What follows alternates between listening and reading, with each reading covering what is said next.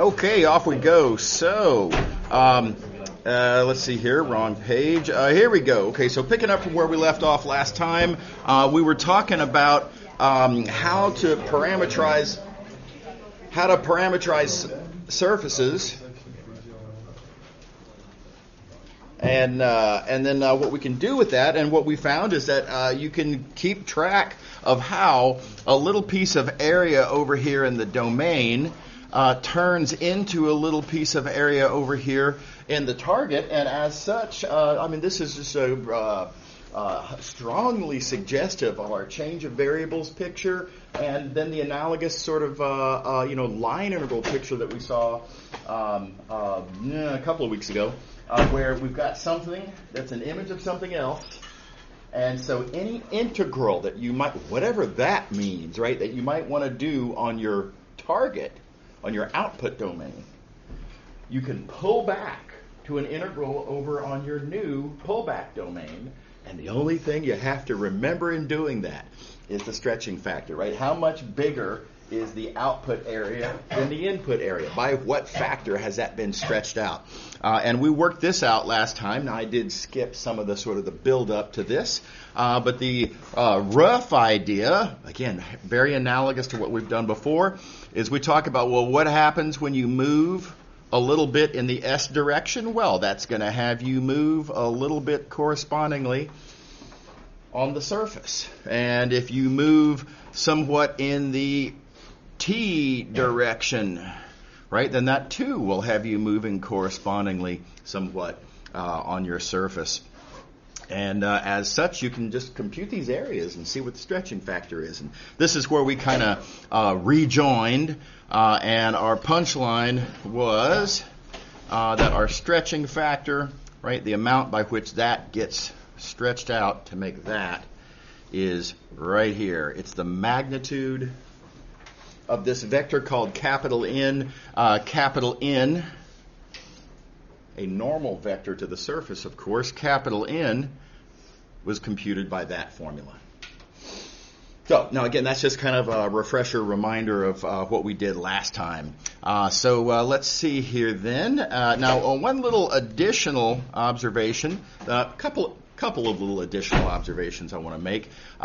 Capital N you can think of as a direction and a magnitude, and that's a pretty reasonable and convenient way to think about it. The direction, the unit vector, pointing the same direction that capital N is pointing, we've called this the parametrized unit normal vector. And of course, capital N also has a magnitude. That's exactly what this says. So direction and magnitude, you can break it down like that. It's useful to make this observation. We're actually going to make a big use of that in a few minutes. The other reminder is, or additional comment, this formula that we have for the capital N vector, we could totally compute with it. It's all good. It's fine. But on the other hand, just to be complete, we could write that out in coordinates. I mean, we hadn't done that before, but you totally could. There it is. And once you've written it out in coordinates, well, you could totally just crank out this cross product. And it turns out this is what you get. This is seems like a surprise. Seems like a coincidence that something that comes up in the process of trying to understand surface parameterizations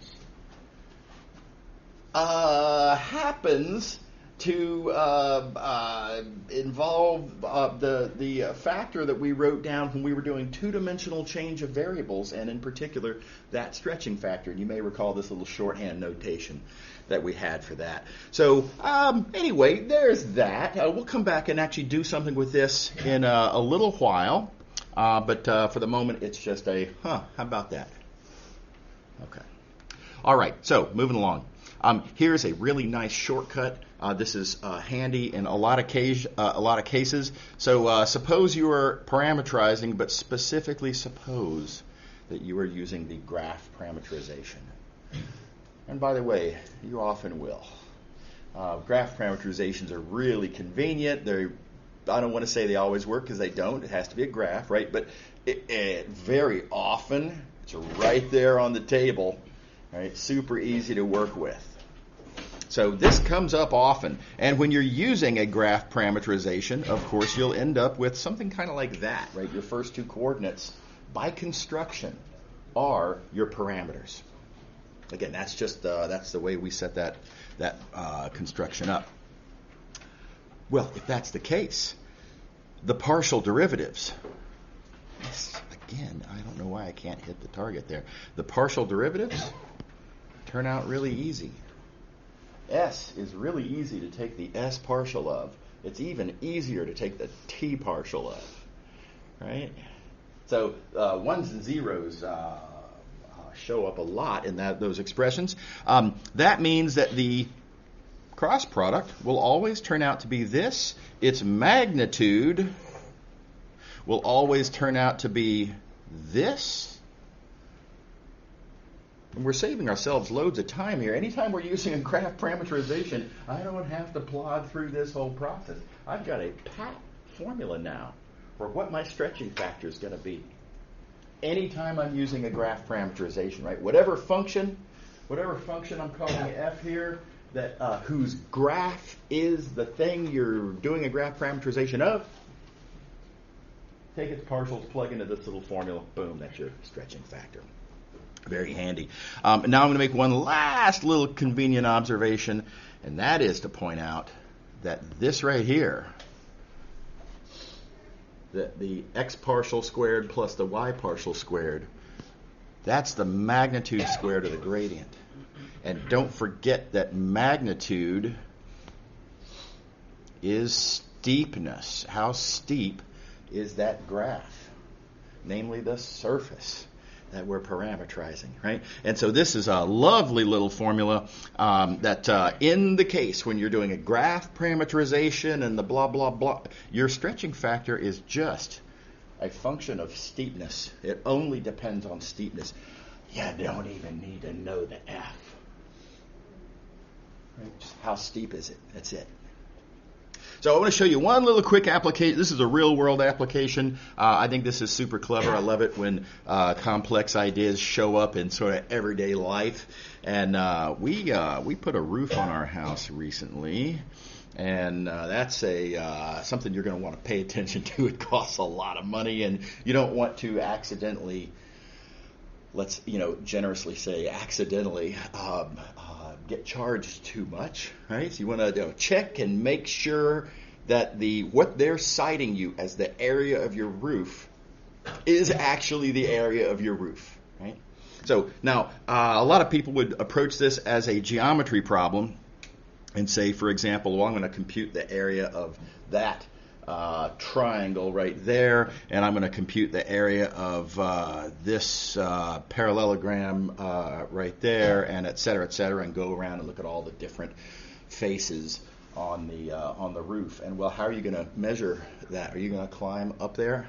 By the way, that's really dangerous. I do not encourage you to do that. I officially advise against doing that. But how are you going to compute the area if you can't get up there and measure? And here's the really simple solution. It turns out, exceptions granted, but most houses, mine included conveniently, how steep the roof is constant everywhere on the roof. It's always the same steepness. There's probably a good construction reason as to why they do that. I don't know. But it happens to be the case in many, if not most, houses. So what that means then is if you view the roof that you're trying to compute the area of, this whole great big thing there, if you view that as being a graph, right? And if you say, okay, I'm going to think about this as a graph parameterization, and therefore I'm going to think of this as doing an integral over this footprint down here. Using the graph parameterization, right? If that is your footprint, let's see if I can, that's your domain then for your integral. And if the steepness is a constant, the steepness being a constant means that my stretching factor is a constant. Constants will factor right outside of the integral. And all you're left with is, with that having factored out, you're just left, oh gosh, wrong color. You're just left with integral dx dy. In other words, the area of that footprint. So with one measurement, right, you just figure out how steep that roof is, right, which you could probably get from just going into your attic, frankly. Right, that'd be the easy way to do that, nice and safe. Measure that steepness, measure the footprint area, no climbing required, right? All you need here is a tape measure, right? And make yourself a little picture of your footprint area, and boom, there's your formula, and you just computed the area of your roof. And I think that's a lovely little calculation, nice little practical application, and make sure that everything's on the up and up. Everybody happy? Okay, so moving along, we're going to define a new kind of integral now called a surface integral. You might even have kind of seen this coming. In some sense, we kind of did. I mean, we were computing a surface area here, but it kind of has the feel of an integral.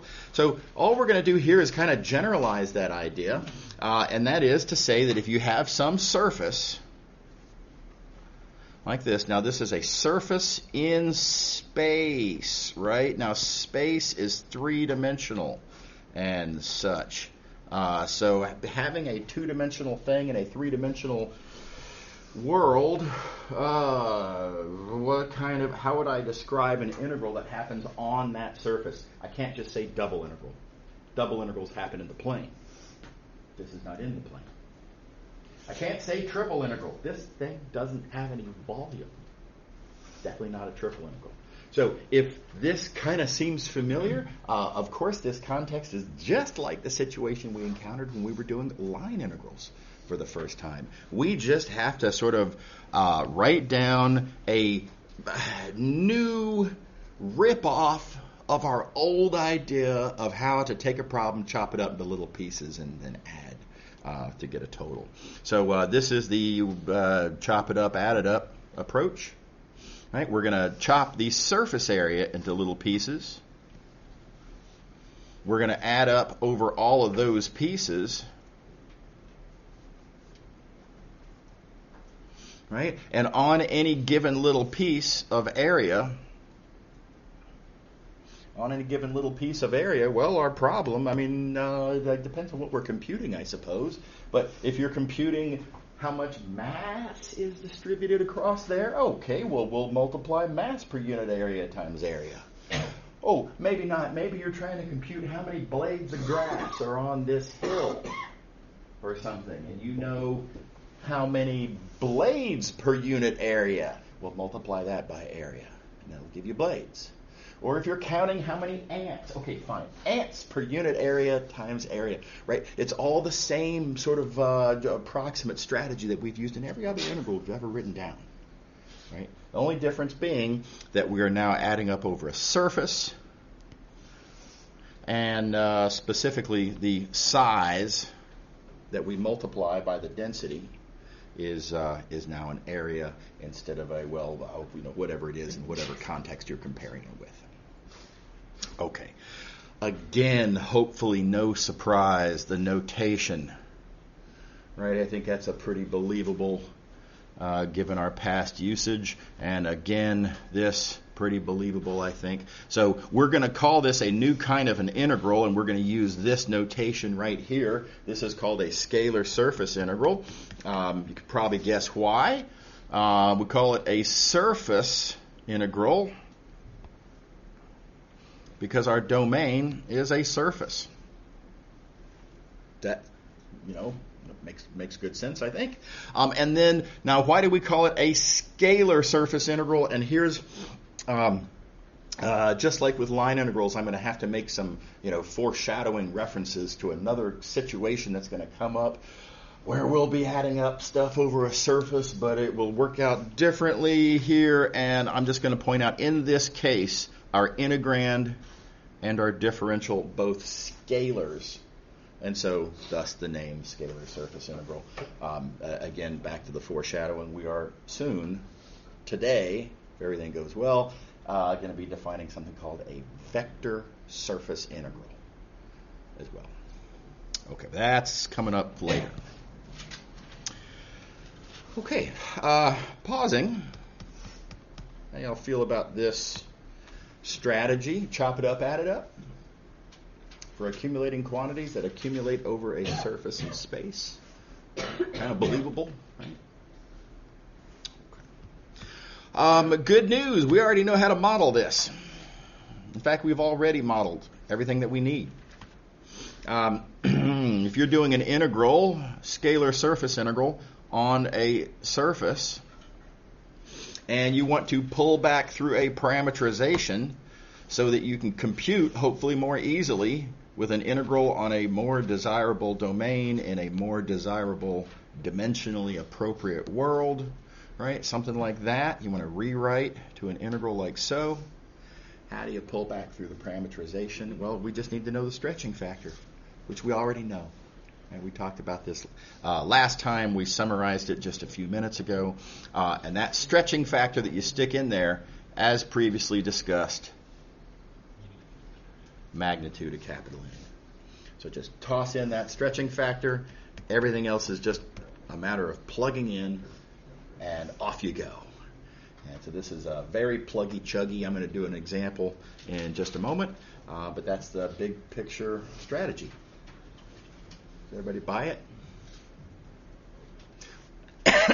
Excuse me. While we're here, I'll point out that this formula, you can just look right at it and see a major participant in this formula here is the stretching factor, which comes from your parameterization.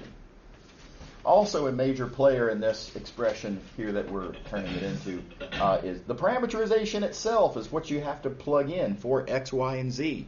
That's what a parameterization is.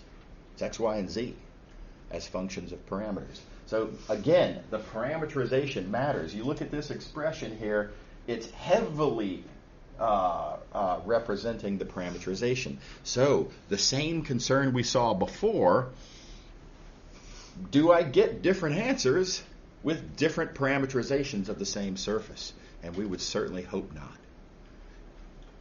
Right? Because the parameterization is just a tool to understanding, in fact, the surface itself, which of course does not have an intrinsic parameterization. It's just a surface. It's just sitting there. Right? So good news, as we would really hope, this integral is independent of the parameterization. Parameterize any way you like. Knock yourself out. Go crazy. Whatever's easiest for you. Whatever's the most fun for you. Whatever. Right? It does not matter. Okay. All right. Thankfully. So here we go. Let's imagine the upper unit hemisphere. There's a surface.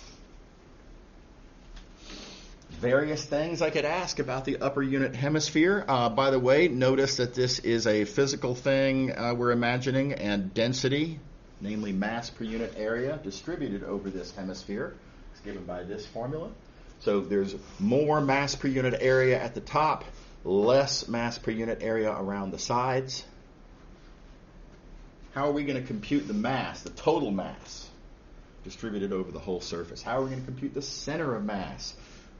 Various coordinates, right? How are we going to compute the moment of inertia? There's a bazillion different things that we could ask about this scenario. Okay, well, the very first thing we're going to do, as noted up here, is we're going to parameterize. We're going to need that parameterization when it comes time to actually compute the integral we're interested in, right? So let's parameterize the surface first. There are, of course, different choices that you can make when you're parameterizing a surface. Again, pick your favorite. I'm going to, now we could, if you want, since this is a graph, you could use the graph parameterization. And a lot of people reflexively go to that. The problem is that'll make square roots show up. Now you've got square roots in your integrals. Square roots in your integrals tend to be really, really bad, right?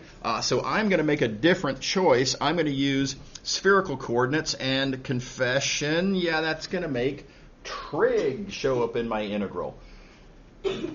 Also not my favorite, right?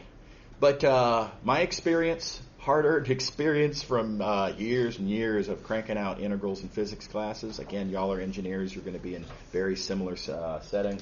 My experience is that when you have the choice between trig and square roots, your reflex, default, first guess, all exceptions granted, but your first guess and instinct should be to go with trig, not square roots. Square roots stink. Worse than trig in these kinds of situations. Okay, so this is the parameterization I'm going to choose, and yada, yada, yada, compute the stretching factor. We did that last time, actually. I outlined this process last time. I did leave a lot of the algebra for y'all. I think it's a good experience. Everyone should do that algebra once in their lives. Please do. Please make sure you do this. Fill in those blanks. Make sure you can do it. Make sure you get this answer. It's the correct answer, right? And there's our stretching factor.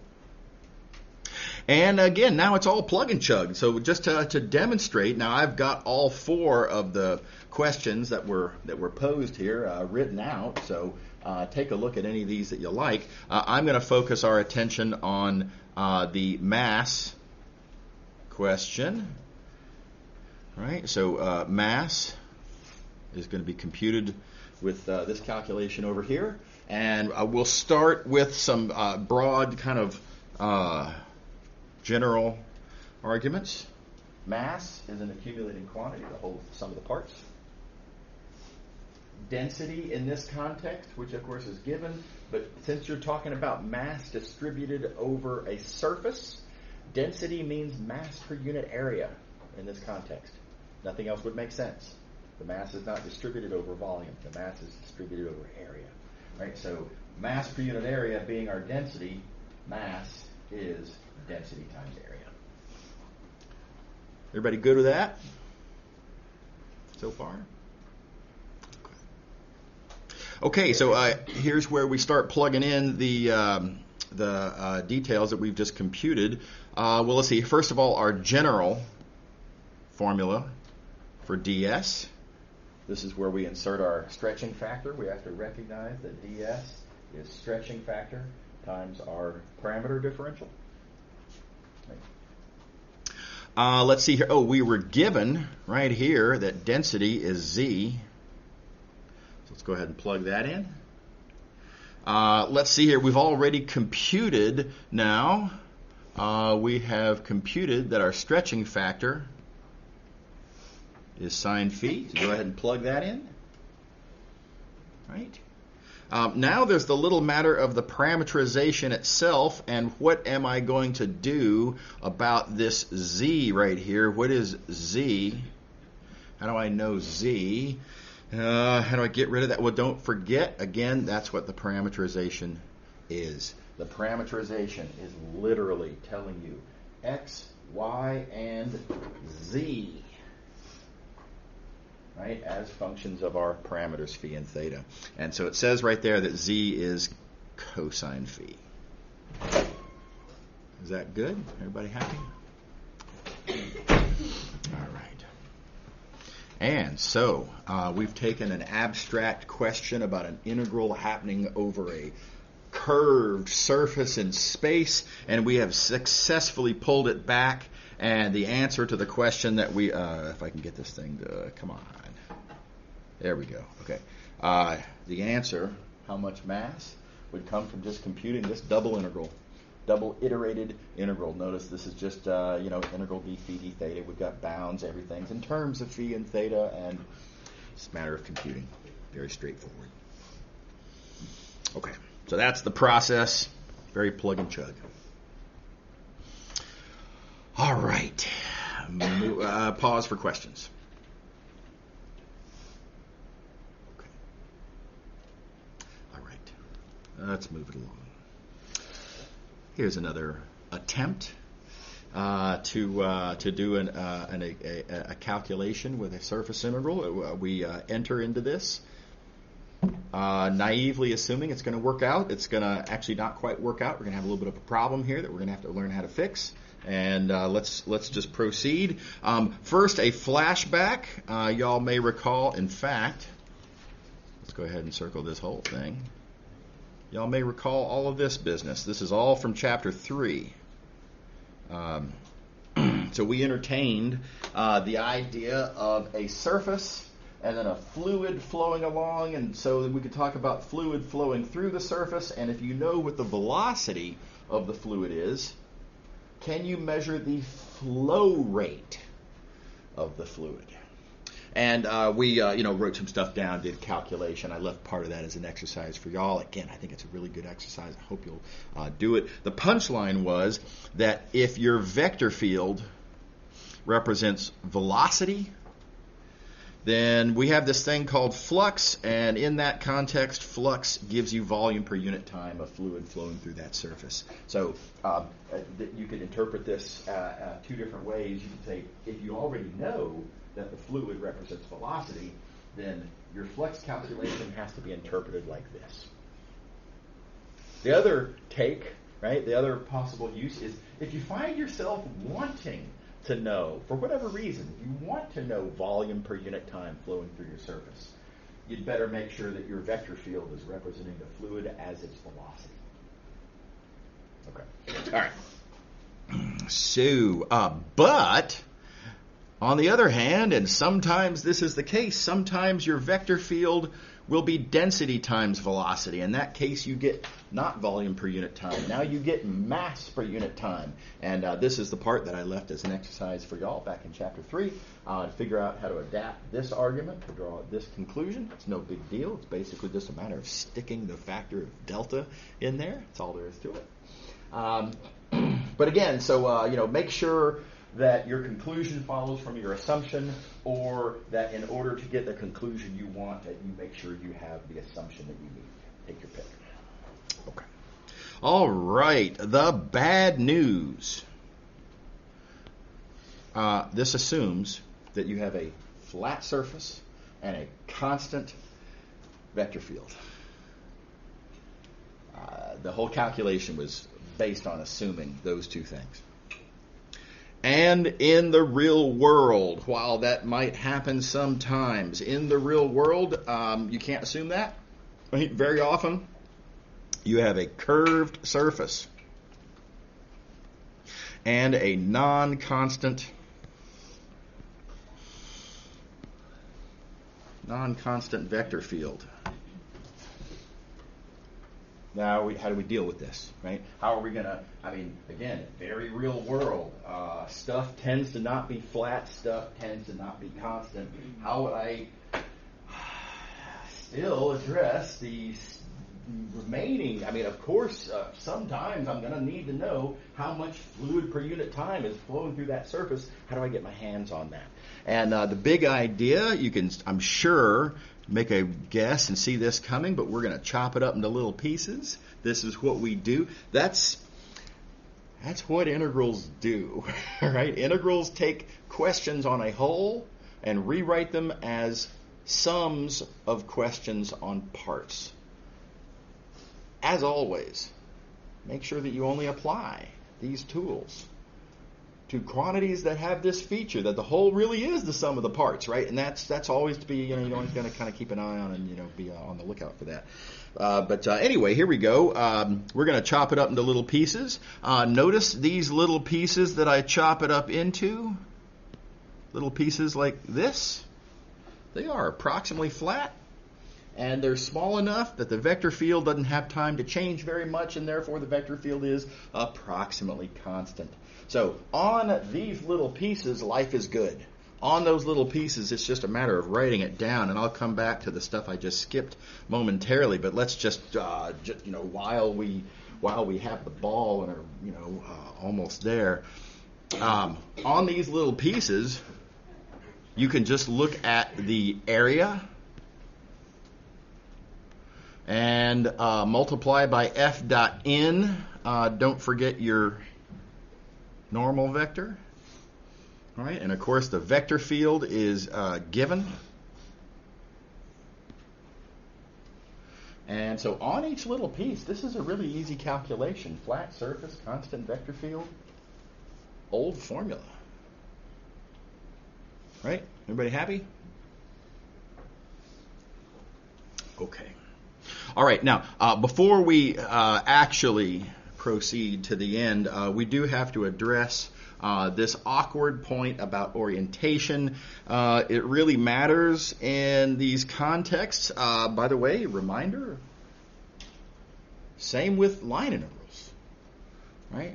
Let's think about what was the very first vector line integral that we wrote down. Our very first vector line integral, we were computing work. And how much work does it take to move along a path? For example, how much work does it take to drive along a mountain road? Well, a lot more if you're going uphill and a lot less if you're going downhill. Same road, right? But the direction that you're going on the curve really matters to the extent of a minus sign. Okay, same story here. If you want to know how much fluid is flowing through your surface, well, let's see here. I need to know if my normal, for example, is that way.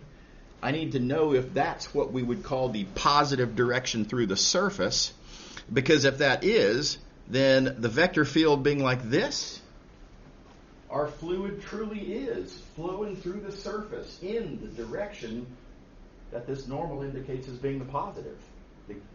Correct, if you will, but what we're considering for our purposes, the positive direction through the surface. And on the other hand, I mean, same scenario, same surface, same fluid. If for whatever reason you need downward to be the positive direction through the surface, right? I don't know why. Depends on the context, right? But there's plenty of contexts. And if downward is defined as the positive direction through the surface, oh, well, then this is now negative flux, right? The fluid is going the negative direction, not the positive direction through the surface. So we need to be able to distinguish which of these is which. We do so by way of what we call an orientation. An orientation is indicated typically by a unit normal vector, and specifically the chosen unit normal vector is called the orientation unit normal. So this is just part of the definition of what an oriented surface is. So by the way, just to complete, so the surface is just a bunch of points in space that sit there. Oriented surface means I'm attaching an orientation to that surface. So the surface now has a direction,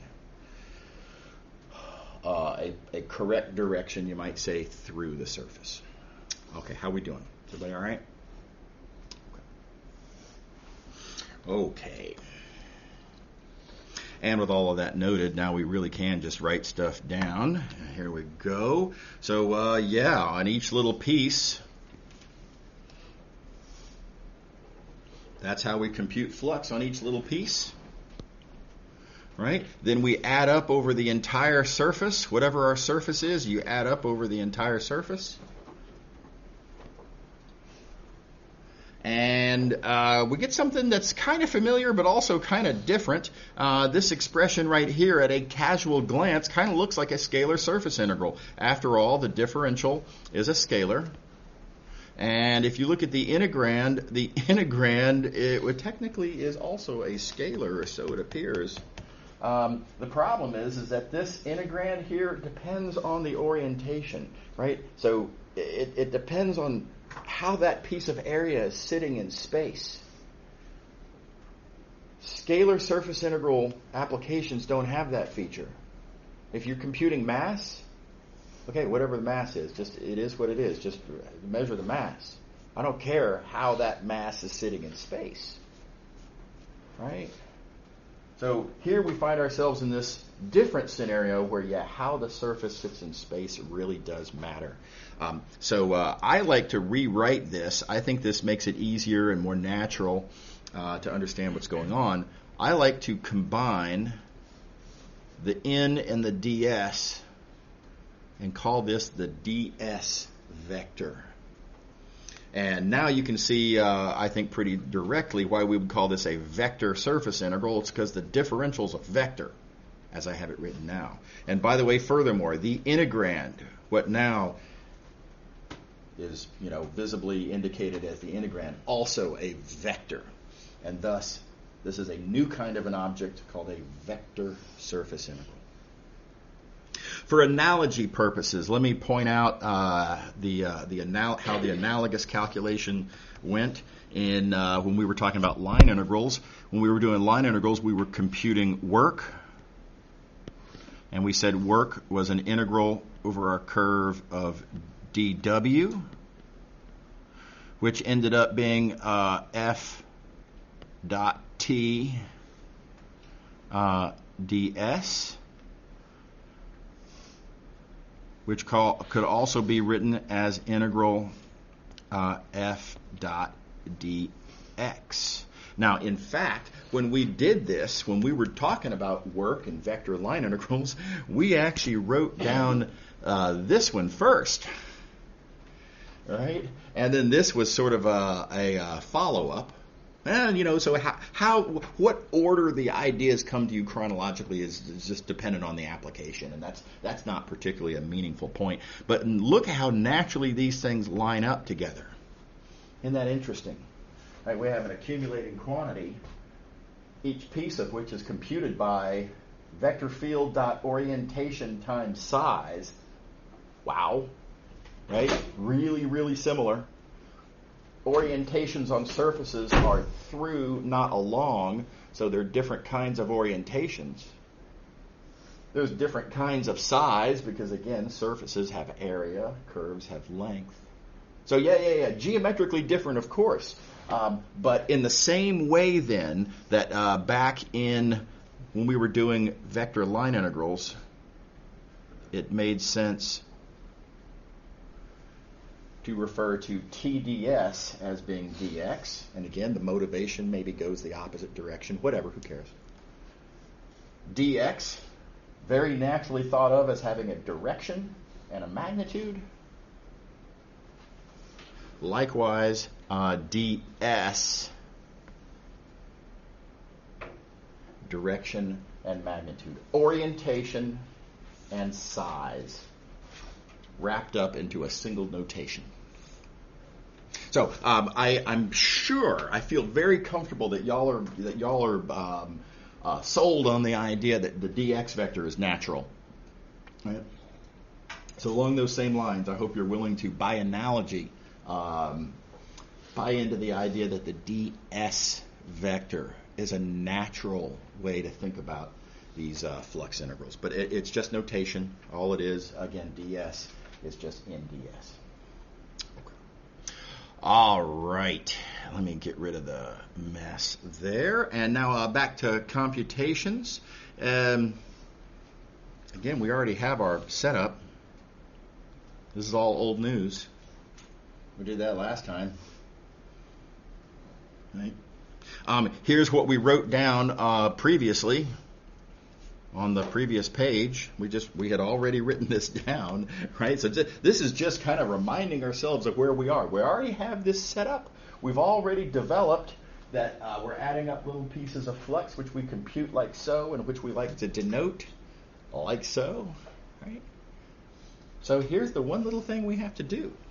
Apparently, I'm going to have to figure out how to take this notation here, and I'm going to have to figure out how do I deal with that normal vector, and how do I deal with this ds scalar. And wait a second, isn't the ds, well, we have a formula for the ds, and wait a minute, but this has to be a unit vector. So we've got some stuff to work out, and it works out super cleanly, very, very cleanly as follows. We already have that ds is capital N ds dt. We did this for scalar surface integrals. So we just do that. And then I make this one little clever observation that what I then find there, unit normal vector times magnitude of capital N. Well, wait a minute. This is a direction and a magnitude. Isn't this the direction that capital N points? And clearly this is the magnitude that capital N points in that direction. Doesn't that make this look like a duck, quack like a duck? Isn't that just capital N? You can see the temptation. Now, you also can see that I put an asterisk here, right? And that should probably alarm you a little bit. There's probably a problem here somewhere, right? And there is. I did, in fact, just commit a math crime. This is not really quite right. But as I have done in other circumstances, I feel like we have enough going on as it is. I'll come back to why this is a math crime after we, let's put one in the win column. Right? Let's finish the formula. Let's do an example. Let's have it work out and see that all is good. And then we'll come back to this little subtlety in a couple of minutes. So, okay, proceeding. Here we go. You want to compute flux. There's your plug and chug formula for computing flux. You need to know the vector field. You need to know your capital N vector. Of course, we have a formula for that. And this tells you exactly how to write that as an integral in the ST plane. In other words, pulled back into your parameterization pullback domain. And this is just a plain old double integral that you can totally chug through. Okay, here we go. Let's do an example. Okay, so we want to compute the flux.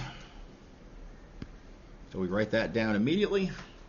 Right, it says right there we want to compute a flux of some vector field through some surface, and we just got through deriving that formula. So we write that down first.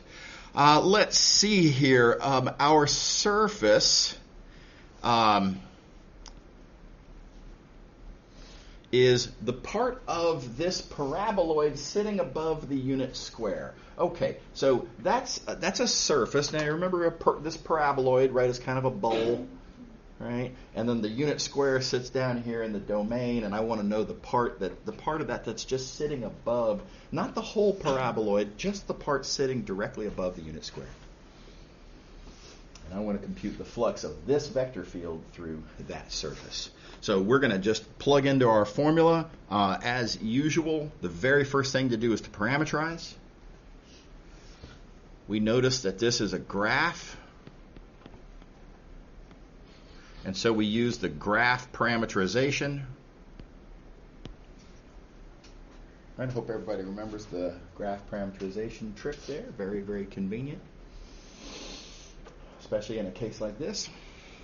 Once you have parameterized, then we have our standard formula for how to compute capital N. You compute the partials, and then you take the cross product. Now, I'm going to leave a lot of that algebra. That's exercise for y'all. Make sure that you're comfortable with this, and as always, make sure to be very aware of the difference between following me doing it versus you doing it yourself, right? So make sure that you can do this on your own, not just that you can, oh yeah, I see what happened, right? Okay. All right. So there's our capital N. Again, we wanted to compute the flux. We have that formula for flux. Our capital N goes right there, just directly. Right. A little bit trickier for the vector field. The vector field is this, which I claim is this, which it doesn't look like. And you got to remember, of course, that we're pulling this back through the parameterization. In other words, x, y, and z are functions of s and t. Right? So you got to keep that straight. So this z right there is s squared plus t squared. So now it's just plugging in, right? But you have to remember where the function is, namely the parameterization, that tells you what to plug in for x, y, and z. And likewise for the x and the y. X is s and y is t. And so that simplifies more conveniently. Yeah. Was that a... Oh, I'm sorry. I was just going. Oh, okay. Yeah, all good. Anybody else? Feel free. Okay. And it's all over but the cranking at this point. So this is not even so bad, right? I mean, it's all polynomials. The bounds are constant. Nothing to it. Okay. All right. So now back to the math crime. What is it that's wrong with what I did there? Let's address that. So back here on the next page, let's remind ourselves we actually, I deliberately de-emphasized this as we were going through for dramatic purposes, right? So that we could be all confused right now, so that we could have the reveal of what this point of confusion is, right? This is all just for sort of drama. So don't forget, when you define a surface, let's see here, let me make a better color. Yeah, okay, green. When you have a surface,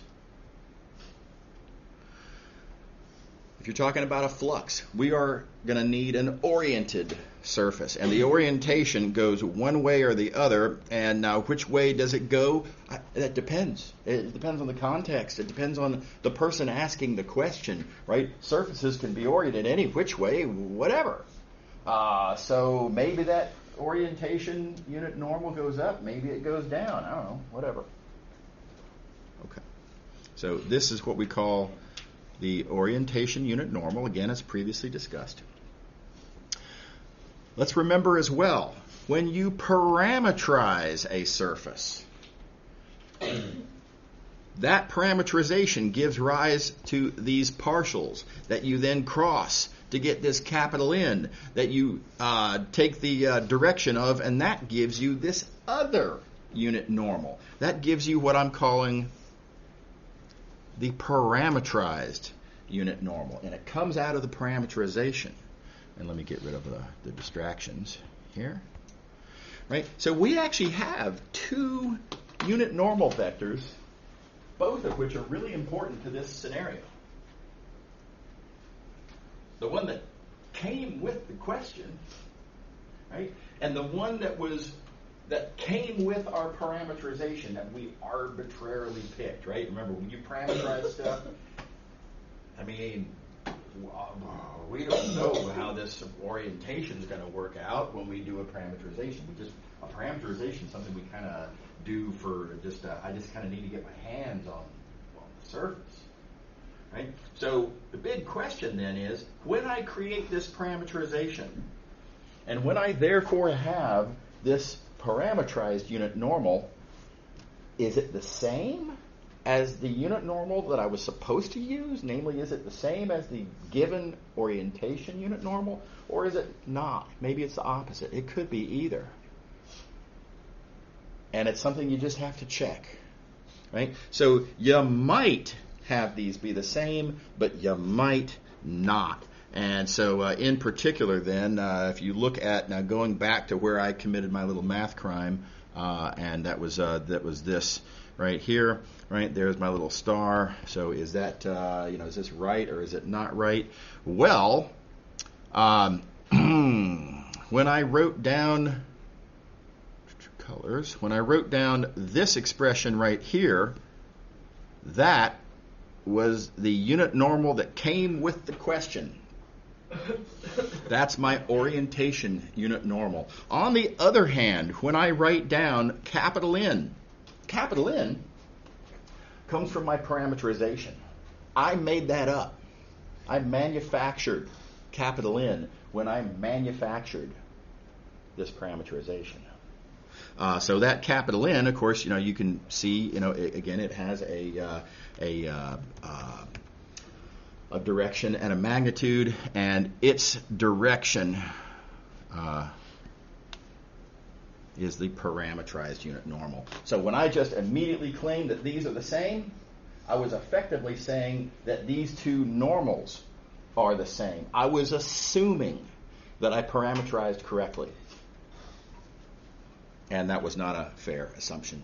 So that's something you have to check. And here's the good news. If you get it wrong, don't worry about it. You don't have to redo the whole thing. If you get it wrong, then you're just going to be off by a minus sign, and you just have to multiply by a -1. So I'm going to adapt, with all this in mind, I'm going to adapt our formula for our ds vector, just, in recognition that, you might parameterize it the wrong way. And our old formula for ds, we're going to stick in a recognition that we're not sure if that's right or if it's upside down. And it just amounts to a minus sign. Okay, let's see here. We seem to actually be pretty light on time here, and yes, we are out of time. So we're going to draw the line right there and pick up here on Wednesday. Y'all have a good rest of your day. Be careful when you look at the eclipse.